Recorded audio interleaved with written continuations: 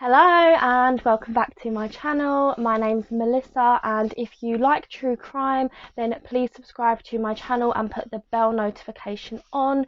I will be covering a new case weekly and I would love for you to join in with that and give your opinions below. So today's case is another unsolved disappearance, and this case really is a mad one.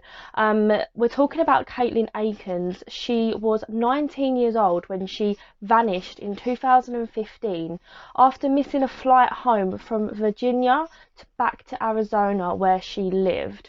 There's really been no sign of her since, and this happened so suddenly, so her parents and her family have had no closure. So I just wanted to discuss that today and just see what everyone thinks, because there's a lot of interesting facts to this case.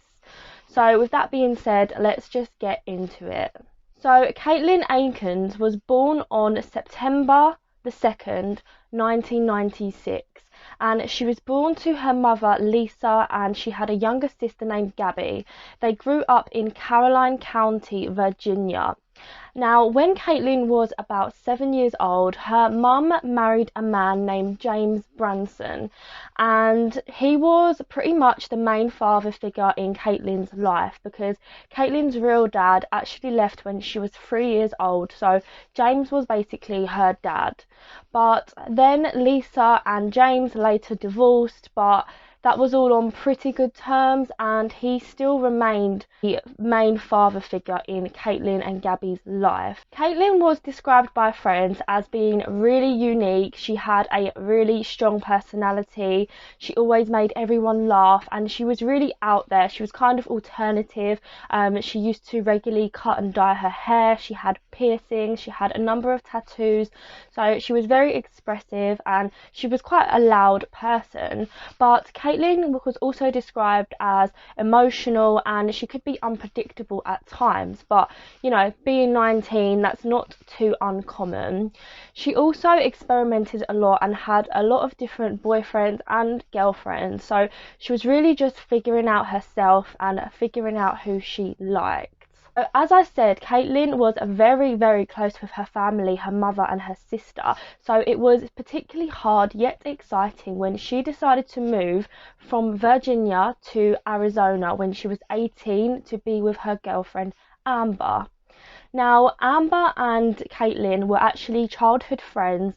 Amber used to live in Virginia, where Katelin was in Caroline County, and they were school friends and they were extremely close. But when the girls were about 11 or 12, Amber had to move with her family to Arizona. So obviously this was a big change for the girls because they were best friends, but they actually stayed in contact completely, which is really hard to do when you're young, let alone even when you're an adult. It's hard to do, you know. So they kept in contact, and throughout the years they then discovered that they actually had feelings for one another, and they then became girlfriend and girlfriend. So when Katelin was 18, she moved from Virginia to Arizona to be with Amber, and this was about a 4-hour flight between the two. And shortly after this, the girls actually got engaged, so it was a really happy and exciting time for Katelin. So Katelin was actually extremely clever, and she dropped out of high school when she was just 16 because she had done enough work to kind of like take her exams early and prove that she was able to graduate, which normally I think it's 18 in America. So she graduated very early because she just didn't want to study anything specific at, I don't know if it's uni or whatever it is in America, but she just wanted to get herself out there and start working, which I completely relate to. I did the exact same thing. She just decided she didn't want to continue her studies at school and she just wanted to get out there. So obviously she needed a job to support herself in Arizona. She was only 18 at the time still. So she decided that she wanted to become a cosmetologist. So she was going to enroll at a local beauty school in Arizona. But upon applying, they told her that she will need to present her high school diploma, because this is obviously just one of the things you need to present when you're applying for a job, just to prove that you've completed your studies. But the problem is that her high school diploma was all the way back in Virginia in her family's home. She said to herself, okay, I've got to get this diploma to enroll in this school. So she decided to go back to Virginia, but luckily enough, at the same time, Caitlin's younger sister Gabi had actually recently given birth to a baby boy named Landon. So her trip was even more worthwhile. So she decided to go back and meet her nephew and spend some time with her family whilst getting her high school diploma. Katelin was due to enroll at beauty school on December 7th, 2015. So she knew she had to make a very short trip to get back in time. So she left Arizona to go to Virginia on the 1st of December and scheduled to be back for the 5th. So she had that day on the 6th to get ready to start school. So it was going to be a quick trip. So when Katelin arrived back home in Caroline County, Virginia, she met with her family and she got to meet her baby nephew for the first time, which is just an amazing feeling, as I would know. So she spent a lot of time with her family, and then she also decided to meet some old high school friends, and this was a guy and a girl, and they were a couple. So she went to one of their houses, and they all hung out. They started drinking, playing card games, you know, just catching up as you do. And she told them about her plans to enroll in beauty school, and they were all for it, and they just sort of hyped her up about it, and they all had a good night. So then the next morning, which was December the 5th, Katelin was driven back to her family home by one of the couple, because Katelin didn't actually have a license, she didn't drive, so her friends dropped her back home. And when she got back home, her family said that she seemed in a good mood, she seemed happy still, and nothing was out of the ordinary. So Caitlin's flight was scheduled for later that day at 5:40 p.m. at the Regional National Airport. But Lisa, Caitlin's mum, realised that she wouldn't actually be able to drive her because she had work that day at 10 and she wasn't finishing until later on in the evening. So she got a bit worried, thinking who could drive Katelin. Obviously Katelin couldn't drive herself because she didn't have a licence. So that is when Lisa decided to ask James, her ex-stepfather. And as I said, even though their relationship broke down, he was still in contact with the family throughout the years and would attend birthdays and Christmases, which I think is really nice, because obviously Katelin didn't have her real dad around, so he was still kind of a father figure in her life. She rang James, and James only lived a few miles up the road from Lisa, and he agreed. He said, yeah, that's fine, I can take her, but I have to be at work at 3 p.m. today, so it's going to have to be a little bit early, I'm afraid, because he had something to do.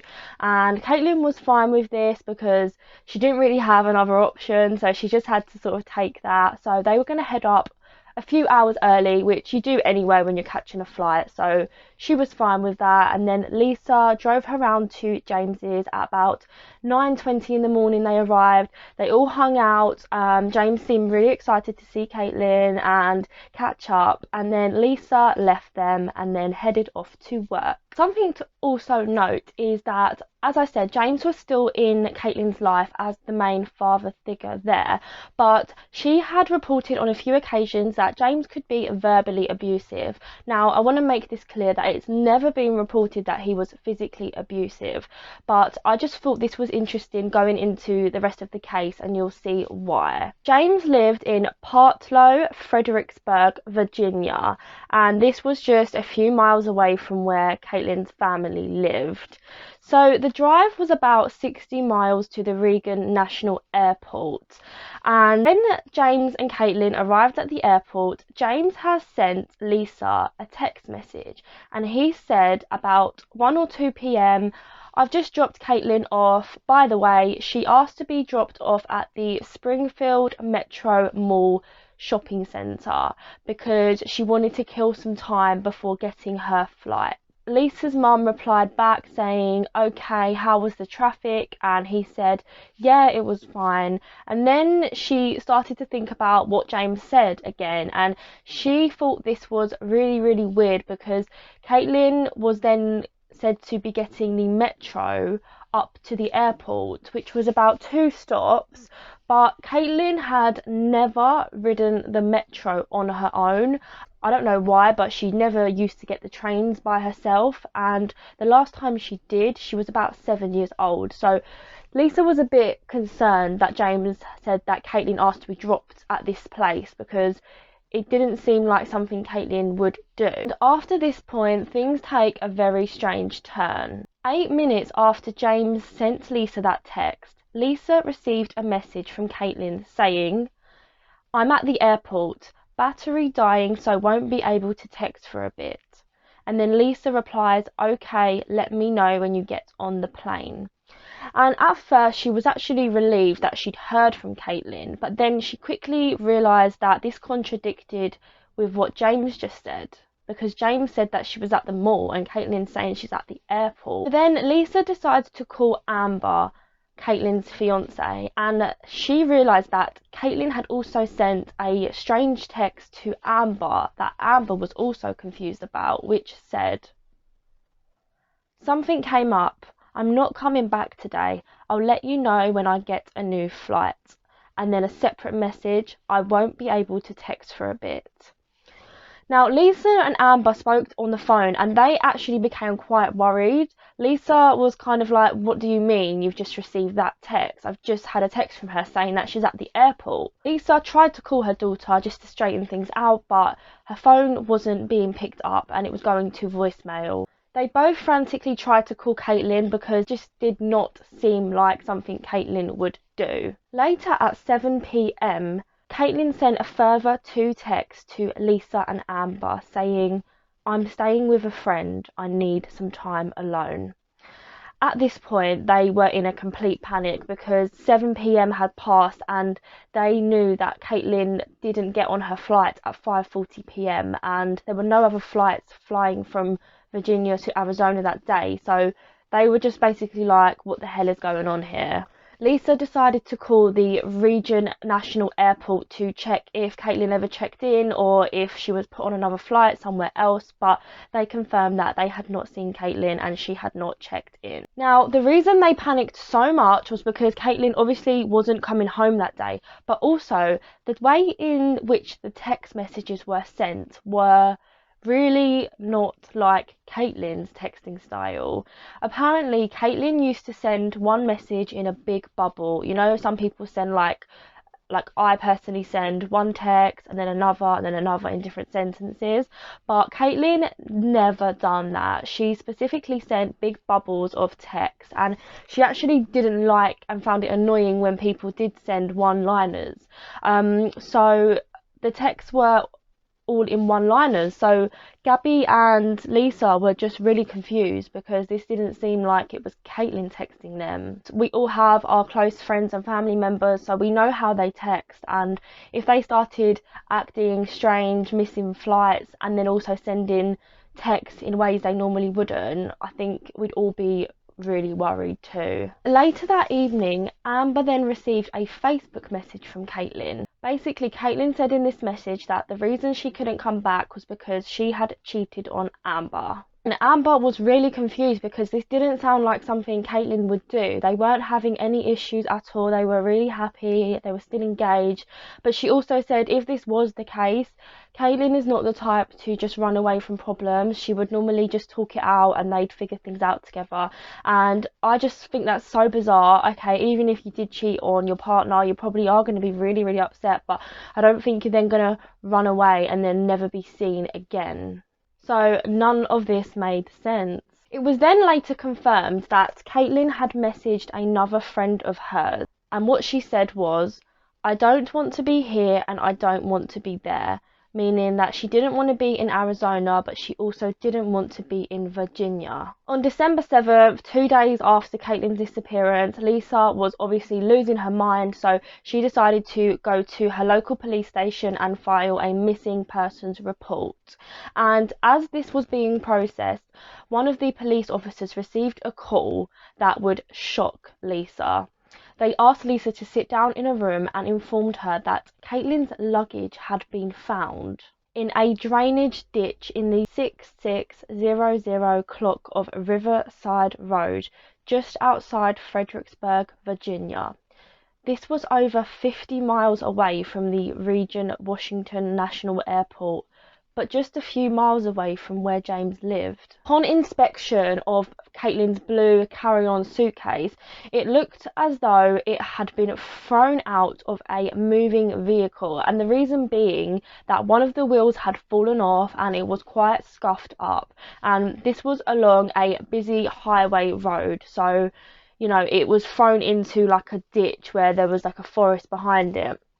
And one of the big mysteries with this is, okay, so if you're driving a car on a straight road, which is probably a 50-60 mile per hour lane, how are you holding the wheel with both or one hand and then able to throw a suitcase with both hands with full force out of the window to land across in a ditch?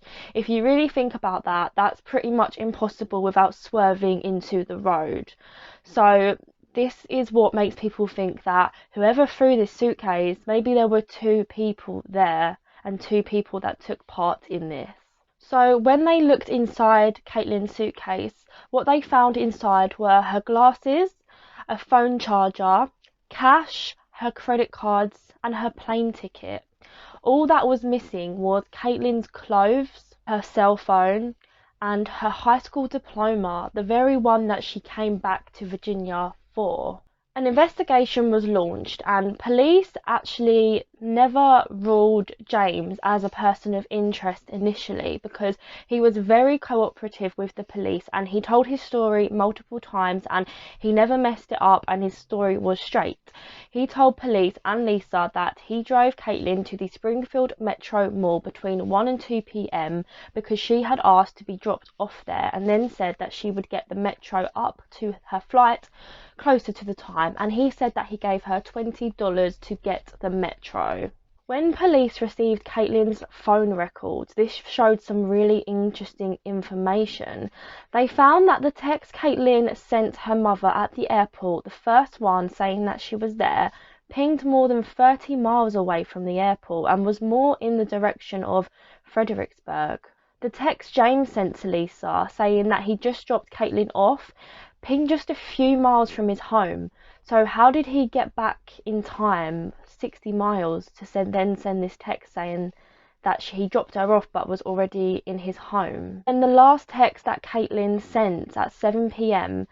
pinged to a cell tower just 15 miles away from where her suitcase was found in a ditch in Fredericksburg, near to James's house. None of the texts Katelin sent ever pinged further than Fredericksburg, so it was like she never left James's area. Police also obtained the CCTV footage from the Regent National Airport, the metro station and also the CCTV on the metro train, and Katelin, James and James's vehicle were never spotted on any of the CCTV footage in either locations. James was cooperative and he agreed to do a polygraph test, but then later retracted this and got his lawyer involved, stating that there's no point in me doing it because it's not going to help the case. James's phone was seized, his electronics and some handguns were seized from his home. He also gave investigators his DNA and offered for them to search his home, which they did, but nothing ever gave any indication to Katelin or where she was. James also had a phone that was encrypted, and apparently he was a bit of a tech guy, so he kind of knew all about security and passwords, but they were never able to get into his phone, so that's still undetermined. And what I just find so bizarre is that James never went back to the station to collect any of his possessions. He just left them there. James also did not show up for work that day at 3 p.m. Police called his employer and he did not work that day. He called in saying that he couldn't come in, and then he never returned to that job again. Crazy, but James has only ever been a person of interest in Katelin's case, not even a suspect. For some reason, police don't really see a connection between James and Katelin, or they didn't at the beginning of the investigation. And James actually wasn't contacted for 2 years after Katelin's disappearance. Obviously, after the initial searches and interviews, but he wasn't contacted again for over 2 years. It's like they just completely eliminated him and just focused on other theories about what happened to Katelin. Police also tracked down the friends that Katelin was with on that Thursday night before she was meant to leave, and they actually confirmed that they all did end up having a threesome, and Katelin was really upset by this. She was really distressed and she felt like shit basically for cheating on Amber. So this was in fact true. So that Facebook message that was sent to Amber by whoever was the truth. It's reported that Katelin had texted one of her good friends, Kevin, about the whole ordeal, saying that they basically forced themselves upon her. It wasn't something that she really wanted to do, and it just kind of ended up happening, and she felt extreme guilt for this. Weeks and weeks and months came around and there was no sign of Katelin. There's just so many questions, and Lisa is absolutely heartbroken. James refuses to talk about that day. He denies any involvement in Katelin's disappearance. He sticks to his story that he dropped her off at the metro and that was it. But he was clearly lying. Lisa describes being so infuriated. The fact that he brought her up, you know, he was her dad essentially. So how can he just be so cold just to carry on with his life and not get involved? He never showed up to any of the candlelight vigils for Katelin's birthday. He was never there for any events.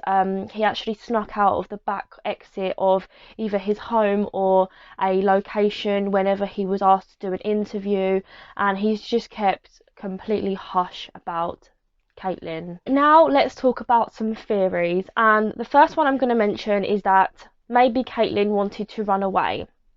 So we know that she had cheated on Amber. This was confirmed. So maybe she confided in her stepdad James.